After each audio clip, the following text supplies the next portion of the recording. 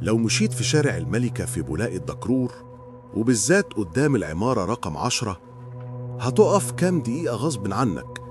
المكان ده بقى علامة، وكل اللي حواليه عندهم حكاية واحدة بيتكلموا عنها: حكم الإعدام اللي اتأكد على صلاح المرسي أبو العباس، ابن الفنان الراحل المرسي أبو العباس. صلاح اللي اتهمته التحريات والنيابة إنه قتل مراته هبة الله وبناته جنة الله وحبيبة بدم بارد تاني أيام عيد الأضحى 2018. ورغم إن محكمة النقد ختمت القضية نهائي يوم 26 مارس 2022، إلا إن الحكاية لسه عايشة جوه العمارة في المكان اللي حصلت فيه الجريمة. نرجع كده 18 سنة ورا. صلاح كان طالب في تالتة آثار بجامعة القاهرة، وابن فنان معروف شارك مع أحمد زكي في فيلم ضد الحكومة. قابل بنت أصغر منه في نفس الكلية، هبة الله. شافها، اتشد ليها، والكلام بقى إعجاب، والإعجاب قلب لحب.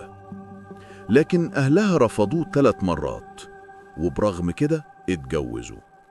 الكلام ده أكدته أسرة الضحية قدام المباحث وقت ما كان اللواء محمد عبد التواب مدير مباحث الجيزة وقتها.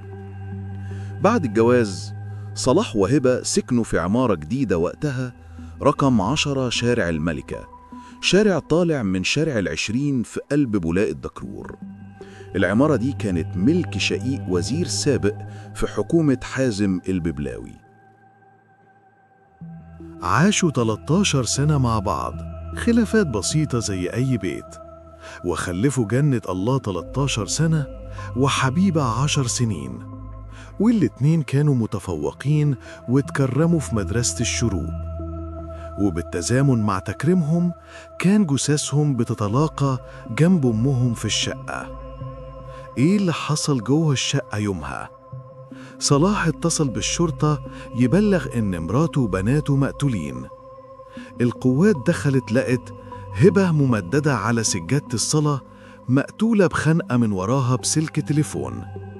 جنة الله وحبيبة على السرير متكتم أنفاسهم بالمخدة.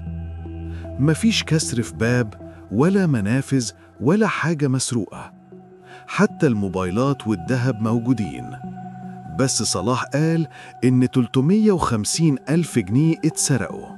هنا الشك ابتدى.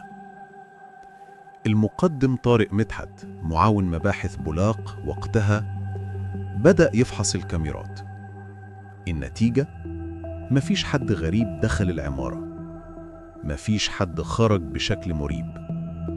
الوحيد اللي ظهر داخل خارج صلاح نفسه.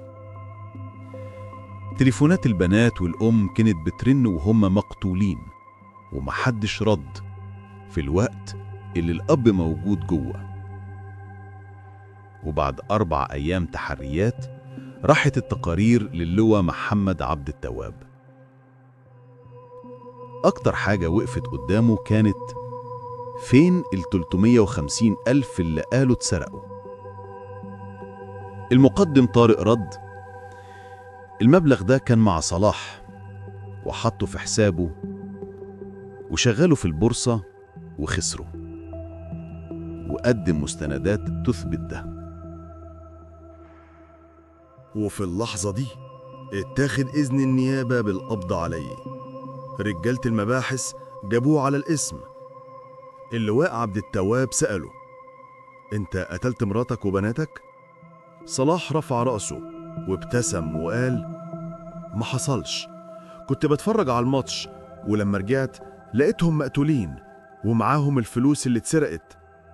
لكن لما تواجه بالأدلة والكاميرات والمكالمات والتحريات انهار، وقال الجملة اللي هزت كل اللي سمعها: قتلتهم علشان يسبقوني للجنة، كنت هنتحر بعدها بس خفت.